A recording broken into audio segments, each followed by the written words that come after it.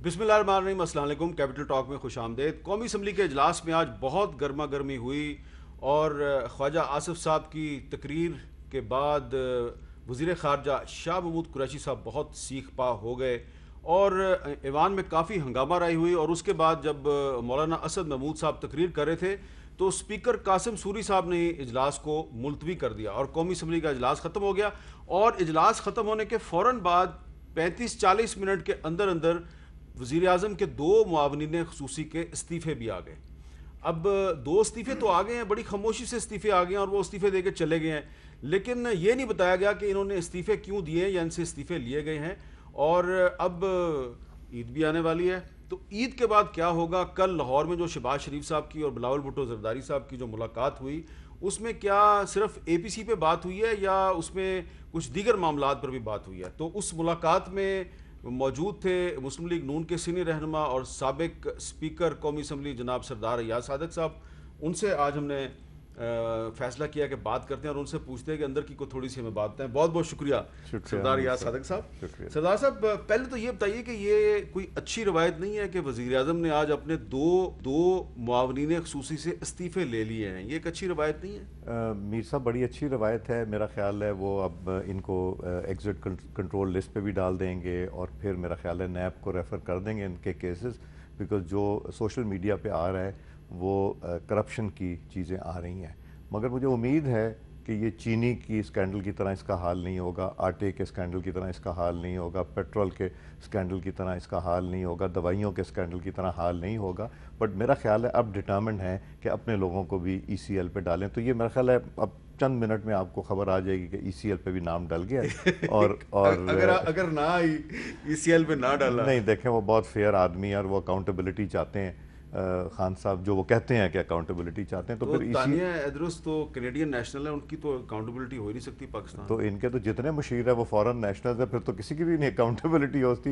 ये suit cases लेके आएंगे, सूट केसेस लेके वापस निकल जाएंगे सारे फॉरेन। अच्छा, अब ये बताएं कि कल जो लाहौर में शहबाज शरीफ साहब की और बिलावल साहब की मुलाकात हुई, आप उसमें मौजूद थे, तो उसमें जो बात उन्होंने मीडिया पे कही है बस उतनी ही बात है या ईद के बाद कोई आप तहरीक अदम एतमाद या किसी अवामी तहरीक का प्लान कर रहे हैं? मीर साहब, एक तो ये मुलाकात शहबाज साहब की सेहत की ख़राबी की वजह से पहले नहीं हो सकी, तो ये काफ़ी दिनों के बाद हुई।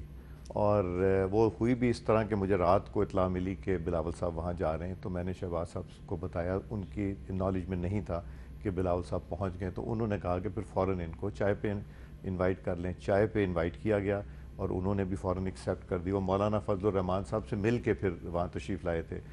तो एक तो हाल चाल हुआ और एक दूसरे की सेहत का ये जनरल गुफ्तगू जो होती है, लाइट टॉक।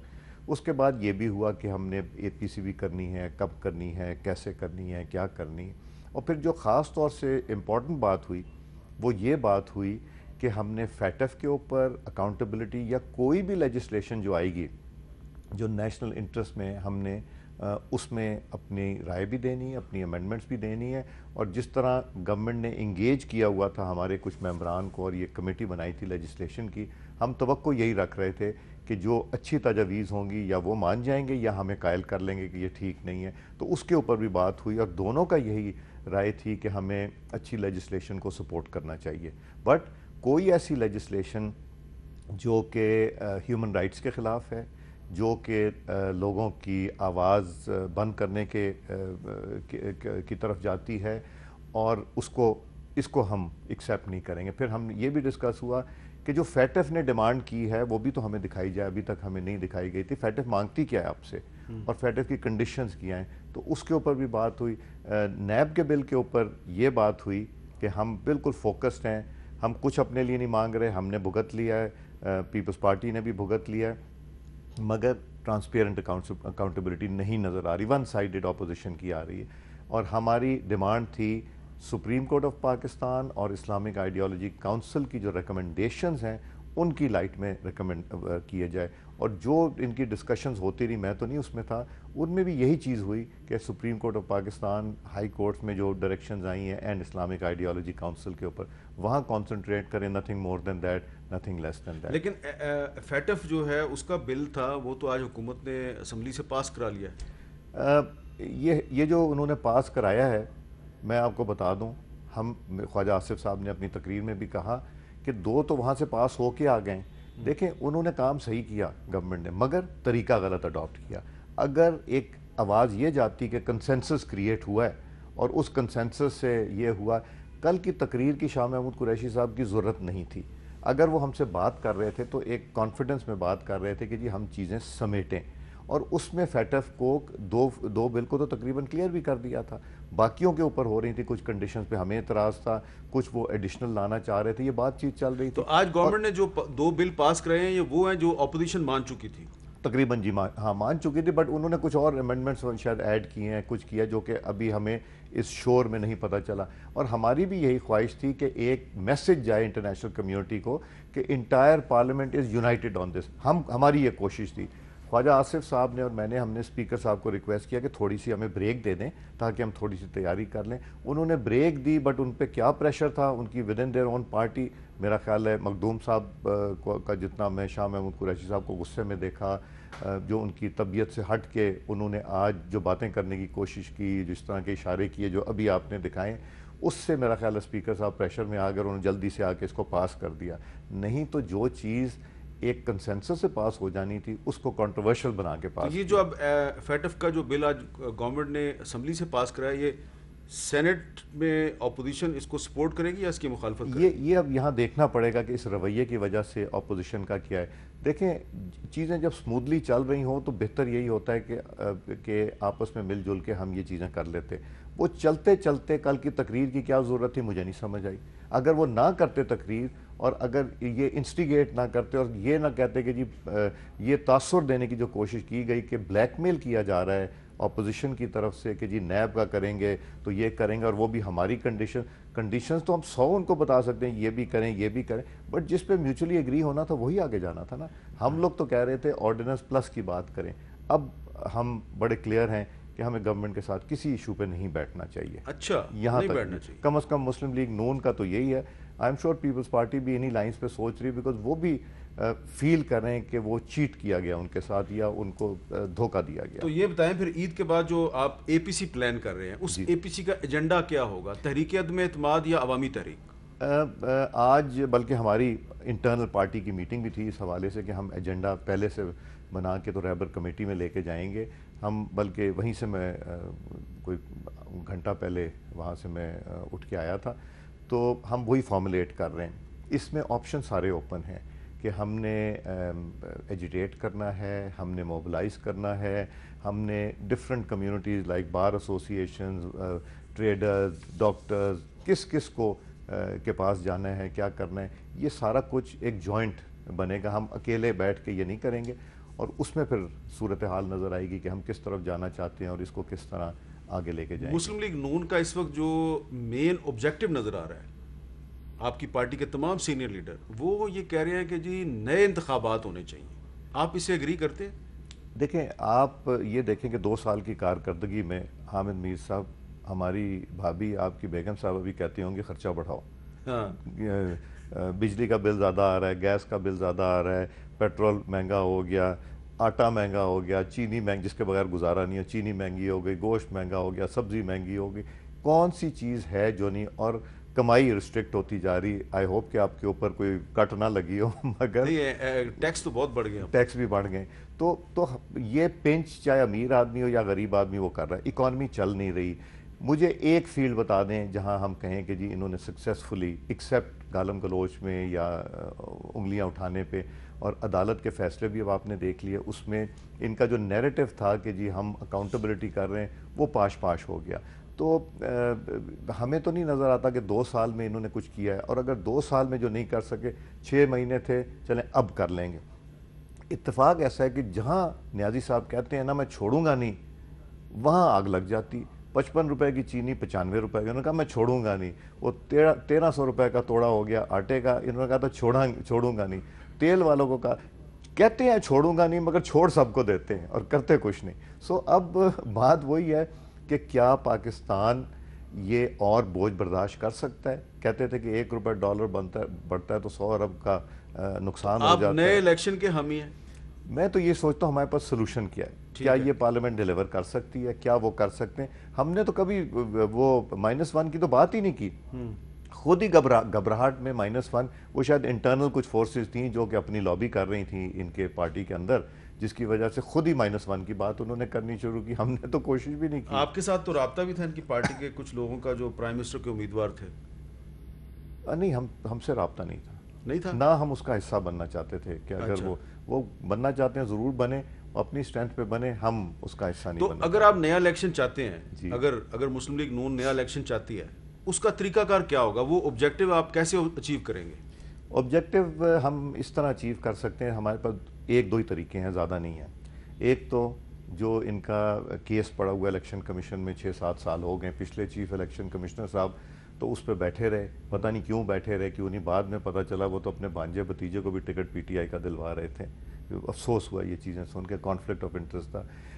ایک وہ ہے کیس, اور کچھ کیسز ہیں خان صاحب کے خلاف جو کہ جلد ابھر کے آئیں گے, جس میں آپ کو نظر آئے گا کہ وہ بہت ولنریبل ہیں امیر صاحب. اچھا, کچھ نئے کیسز آنے والے؟ بہت ولنریبل ہے خان تو صاحب. آپ ان کی اچھا, ایک طریقہ یہ ہے عدالت سے ڈسکوالیفیکیشن. جی ہاں. دوسرا طریقہ ہے ان کا پارلیمنٹ کے. پارلیمنٹ میں ان کے اتحادی جو ہیں, انہوں نے تو اپنے اتحادیوں کو بھی رگڑا دینا شروع کر دیا. اور میری سوچ کیا ہے, جو اب نیب جس طرح ایکٹیو ہوئی ہے, کہ بزدار کو رکھنے کا ایک ہی طریقہ ہے.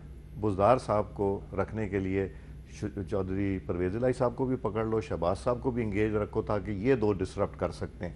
تو مجھے تو یہ لگ رہا ہے کہ میں بڑی فرینکلی آپ سے بات کر رہا ہوں, کہ مجھے تو یہ لگ رہا ہے کہ ان کو کنٹرول کرنے کا یہ. تو آپ کو یہ لگ رہا ہے کہ پہلا خطرہ جو ہے وہ بزدار صاحب کو ہے؟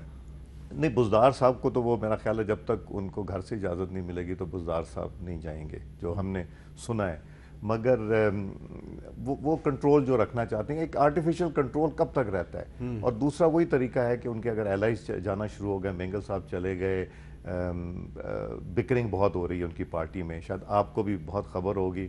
ان کے جو ایم این ایز بات کرتے ہیں, کچھ بات کرتے ہیں, کچھ بات نہیں کرتے, اور اندر سے بھی بہت ہے. ایک وہ طریقہ ہو سکتا ہے کہ وہ ان کی گورنمنٹ چلی جائے, اور جو بھی اگلی نئی گورنمنٹ بنے گی وہ اگر 2 مہینے سے زیادہ, میرے حساب سے الیکشن ریفارمز لانے کے بعد 2 مہینے سے زیادہ اگر وہ حکومت رکھتی ہے, تو ملبہ سارا ان کا ان کے اوپر پڑ تو جائے. یہ اب آپ نے اصل بات کی ہے کہ اگر عمران خان صاحب کے خلاف ان ہاؤس چینج آتی ہے, تحریک عدم اعتماد کامیاب ہوتی ہے, تو جو بھی نیا وزیر اعظم آئے گا وہ زیادہ سے زیادہ 60 دن کا وزیر اعظم ہوگا. میرا یہ خیال ہے, اس سے زیادہ وہ کون اپنے اوپر یہ سارے ان کے گناہ 2 سال کے تو 60 دن کے لیے کون آئے گا؟ کوئی بھی نہیں آنا چاہتا. تو مسلم لیگ نون تو ایسی تبدیلی کا حصہ نہیں بن رہی. نہیں, ہم نے یہ ڈسکس بھی نہیں کیا. اچھا, مگر طریقہ مجھے یہی نظر آتا ہے. میں میر صاحب لاجیکلی اگر آپ دیکھیں, آپ خود بھی اگر اس کو ایز اے اینالسٹ دیکھیں, تو کون یہ ذمہ داری لے گا اس وقت, اور ان کے گناہ اپنے اوپر لے لے گا اور اپنے آپ کو تباہ و برباد کر دے گا. اب یہ بتائیں کہ اگر عید کے بعد شہباز شریف صاحب, بلاول بھٹو زرداری صاحب اور آپ کی پارٹی کے کچھ لوگوں کو گرفتار کر لیا جاتا ہے, آج ہم نے سنا ہے زرداری صاحب کے خلاف بھی 2 بینکوں کے سابق صدور وعدہ معاف گواہ بن گئے, اپوزیشن کی لیڈرشپ کی گرفتاریاں شروع ہو جاتی ہیں, پھر کیا کریں گے آپ؟ میر صاحب پہلے بھی ہوئی ہیں, زرداری صاحب کو بھی کیا, شہباز صاحب کو بھی کیا, میاں نواز شریف صاحب کو بھی کیا, مریم بی بی کو بھی کیا, شاہد خاقان صاحب کو بھی کیا, احسن اقبال صاحب کو بھی کیا, خواجہ آصف صاحب کو بھی کیا, کامران مائیکل کو کیا, خورشید شاہ صاحب ابھی تک ہیں, حمزہ شہباز ابھی تک ہیں, سلمان رفیق کو کیا, حافظ نعمان کو کیا. جن کو کرتے جا رہے ہیں, ہمیں تو ایک ہی امید ہے کہ ہمیں عدالت سے انصاف ضرور ملے گا, اور ہمیں ملا بھی ہے. اگر ایک آپ کیونکہ قومی اسمبلی کے سابق سپیکر رہے ہیں, اگر گورنمنٹ جو ہے وہ کل پارلیمنٹ کا مشترکہ اجلاس بلا لیتی ہے, جی, سینٹ کا اور قومی اسمبلی کا مشترکہ اجلاس بلا لیتی ہے, تو کیا وہاں سے یہ فیٹف والا بل پاس ہو جائے تو معاملہ ٹھیک ہو جائے گا؟ میر صاحب نمبر تو ہمارے پاس زیادہ ہے ابھی. اچھا, جی, نمبر آپ کے پاس زیادہ ہے؟ نمبر ہمارے پاس زیادہ ہے, سینٹ کا ملا کے, سینٹ اور نیشنل اسمبلی ملا کے ہمارے پاس نمبر زیادہ ہے. تو یہ ضروری نہیں ہے. اب یہ دیکھنا پڑے گا کہ کچھ ان کے ایلائز جو ہیں نا, وہ کدھر ووٹ کرتے ہیں, وہ کرتے ہیں نہیں کرتے, ایبسٹین کرتے ہیں. ان کے کچھ الائز تو اب ہیں نہیں ان کے ساتھ, کچھ ہے نہیں, اور کچھ الائز جو خاموش ہیں وہ شاید آپ کے ساتھ ہیں, کچھ جانے والے ہوں گے. تو مشکل ہے کام کافی, میرا خیال ہے مشکل ہے کام ہے. اور دیکھیں, جہاں نیشنل انٹرسٹ کی بات ہے, میں پھر کہوں گا نیشنل انٹرسٹ کی بات ہے, یہ عقل مندی اگر استعمال کرتے تو شاید یہ فیٹف والے سارے ایک یونینمس بل بن جاتے. اچھا، اب آخر میں یہ بتائیں کہ ایک راجہ پرویز اشرف صاحب نے آج بات کی کلبھوشن یادو کے معاملے پہ. کلبھوشن یادو کے معاملے پہ حکومت کے کچھ وزیر کہتے ہیں کہ جی یہ مسلم لیگ نون کی حکومت تھی جو انٹرنیشنل کورٹ آف جسٹس کا دائرہ اختیار مان کے وہاں پہ چلی گئی اور وکیل بھی خاور قریشی کو نومینیٹ کر دیا جو اتنے کمپیٹنٹ نہیں تھے. تو اب آپ لوگ اس پہ تنقید کر رہے ہیں جبکہ آئی سی جی انٹرنیشنل کورٹ آف جسٹس کی جورسڈکشن تو آپ نے ایکسیپٹ کی تھی. دیکھیں 1960 میں میرا خیال ہے 23 سپٹمبر تھا جب پاکستان بھی ممبر بنا تھا اور پاکستان نے بھی کہا تھا کہ انٹرنیشنل کورٹ آف جسٹس میں کریں گے. یہ ہم نے کوئی کنڈیشن نہیں مانگی. اس کے بعد میں ایک ہسٹورک فیکٹ آپ کو بتانا چاہتا ہوں. Parliamentary committee on national security both houses کی میں چیئر کرتا تھا. اس جب چیئر کرنے میں یہ ایشو آیا جو ہماری پہلی میٹنگ ہی ہوئی تو شیرین مزاری صاحبہ جنہوں نے بہت ایک بلند سا دعویٰ وہاں پہ کیا تھا کہ ان لوگوں نے وکیل اپوائنٹ کیا تھا, ان کی میں یادداشت ذرا واپس لے آؤں. اس میٹنگ کو میں چیئر کر رہا تھا. جب یہ بات ہوئی کہ یہ وکیل نے وہاں مس ہینڈل کر لیا ہے یا وکیل نے کوئی ایسی چیز کر لی جو کہ ہوا نہیں تھا, وہ اوور ریئیکٹ کر رہی تھی شیرین مزاری صاحبہ. تو میں نے لاء منسٹر سے پوچھا, میں کہا لاء منسٹر صاحب بتائیے کہ آپ نے اپوائنٹ کیا؟ زاہد حامد صاحب تھے تو انہوں نے کہا نہیں جی ہم نے نہیں اپوائنٹ کیا. پھر میں نے لاء سیکرٹری صاحب سے پوچھا, میں نے کہا جی آپ نے اپوائنٹ کیا؟ انہوں نے کہا جی ہم نے نہیں کیا. اشتر اوصاف صاحب اٹارنی جنرل آف پاکستان سے میں نے ان سے پوچھا کہ آپ نے اپوائنٹ کیا؟ انہوں نے کہا نہیں جی ہم نے نہیں اپوائنٹ کیا. تو میں سمجھ گیا کہ یہ کیا ایشو ہے. تو میں نے ان کو چٹ لکھ کے بھیجی کہ you don't need to answer this. میں نے ان سے یہ کہا کہ جی ملٹری کورٹس میں کس نے ان کو اریسٹ کیا؟ پاکستان آرمی نے اریسٹ کیا. کسٹڈی میں کس کی رہے؟ پاکستان آرمی کے رہے. ٹرائل کہاں ہوا؟ انڈر آرمی ایکٹ ہوا. اور ٹرائل کرنے لیے تو اس لیے انہوں نے ہی وکیل وہاں پہ بھیجا تھا. تو شیرین مزاری صاحبہ اس کے بعد بولی نہیں, جس کو کہتے ہیں نا کسکی نہیں اس کے بعد, اس لیے کہ یہ ایک نیشنل انٹرسٹ کی چیز تھی. وہاں یہ بار بار سوال کر کے یا ایجیٹیٹ کر کے وہ دکھانا چاہ رہی تھیں کہ وہ صرف گورنمنٹ کو نہیں دکھانا چاہ رہی تھی, وہ ہماری اسٹیبلشمنٹ کو بھی دکھانا چاہ رہی تھی کہ جی دیکھیں میں یہ سوال کر رہی ہوں, جس کو مجھے کہنا پڑا کہ پلیز اب اس پہ ڈسکشن نہیں ہوگی. اور یہ جن وہاں اریسٹ ہوا یہ سیریس ایشو ہے, نیشنل ایشو ہے, اس کو کنٹروورشل نہ بنائیں. یہ مجھے وہاں کہنا پڑا. تو یہ اس طرح کے سٹیٹمنٹس دینا ان کے لیے کو مناسب نہیں لگتا کہ جی یہ اپنی بہادری شو کرنے کے لیے. آپ کا کیا خیال ہے کہ اب کلبھوشن یادو صاحب کے لیے یہ جو آرڈیننس جاری کیا گیا یہ ضروری تھا؟ مجھے یہ بتائیں آرڈیننس کی ضرورت کیا تھی؟ ایک تو 20 مئی کو ہوا اور انہوں نے 2 مہینے کے بعد پبلک کیا. اس کو چھپا کے کیوں رکھا؟ ایک یہ سب ان چیزوں سے سوال اٹھتے ہیں. دوسرا, ہمارے اوپر کیا پریشر تھا جب ہم نے 1960 کا وہ کیا ہوا ہے, آلریڈی سائن کیا ہوا ہے اور ہم اس کے سگنیٹری ہیں کہ ہم انٹرنیشنل کورٹ آف جسٹس کو ایکسیپٹ کریں گے یا ان کے رائٹ دیں گے. تو ان کے جو آرڈر ہے اس میں لکھا ہوا ہے کہ ان کو آپ نے کیا کیا مراد دینی ہے, کاؤنسلر ایکسیس دینی ہے یا نہیں دینی. تو ہمیں پھر یہ اسپیشلی بل لا کے کس کو خوش کرنے کی کوشش کر رہے تھے ہم. انہوں نے ٹائمنگ دیکھیں, اس ٹائم کے اوپر جس ٹائم کے اوپر کشمیر کو 1 سال ہونے کو ہے, ان کو کشمیر کی پرواہ نہیں. جس میں کشمیر کو 1 سال ہونے کو انہوں نے افغان ٹرانزٹ واگا سے کھول دیا تاکہ ہندوستان کو رستہ مل جائے جانے کے لیے. انہوں نے یہ جو کرتارپور بنایا ہے کس کو خوش کرنے کے لیے بنایا؟ ہندوستان والوں کو خوش کرنے کے لیے.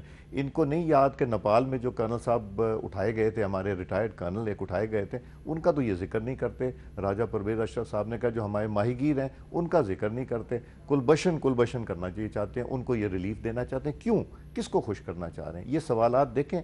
کشمیری ایک ایک ہماری موومنٹ مانیٹر کرتے ہیں, مقبوضہ کشمیر والے, اور ان کو یہ چیزیں چبھتی ہیں جب ہم اس طرح کے اقدامات لیتے ہیں جس میں کہ یہ میسج جاتا ہے کہ ہم منت کر رہے ہیں, یہ حکومت منت کر رہی ہے ہندوستان کی کہ ان سے تعلقات بنا چاہیں. ہمیں یہ دیکھنا چاہیے کہ کتنے لوگوں نے وہاں جانے دیں, شہادت ان کو کے رتبے انہیں ملے. تو ہم ٹائمنگ بھی تو اپنی کریں. اور اس کی کیا ضرورت کیا تھی جب ایک انٹرنیشنل کورٹ آف جسٹس نے کہہ دیا وہ آپ اس کو روٹین کی چیزیں دیں, آپ مور لائل دین دا کنگ ہونے کی کوشش کر رہے ہیں. یہ یہاں سے شکوک ابھرتے ہیں کہ 2 مہینے کیوں چھپا کے رکھا, کون سی ایسی چیز تھی, بل لانے کی کیا چیز تھی, کیا ضرورت تھی, ہمیں ذرا ایکسپلین تو کریں. وہ ایکسپلین کرنے کو نہیں تیار. تو یہ اس سے سوالات بہت اٹھتے ہیں میر صاحب. اور جواب نہیں مل رہے آپ کو؟ جواب نہیں مل رہے. ہمیں تو یہ بھی جواب نہیں ملا کہ فیٹف نے ڈیمانڈ آپ سے کیا وہ دے دیں. اچھا وہ چلیں، میٹنگ میں نہیں ملا۔ بہت بہت شکریہ سردار یہاں صادق صاحب، ایک وقفہ لیتے ہیں اور وقفے کے بعد یہ جو کلبھوشن یادو کا جو کیس ہے، یہ کیس جب انٹرنیشنل کورٹ آف جسٹس میں چل رہا تھا تو وہ پاکستان کے ایک معروف قانون دان اکرم شیخ صاحب دی ہیگ میں اس عدالت میں موجود تھے، اور اکرم شیخ صاحب جو ہیں ان کا اس سارے معاملے پر کیا نقطہ نظر ہے وہ ان سے بات کریں گے ایک وقفے کے بعد۔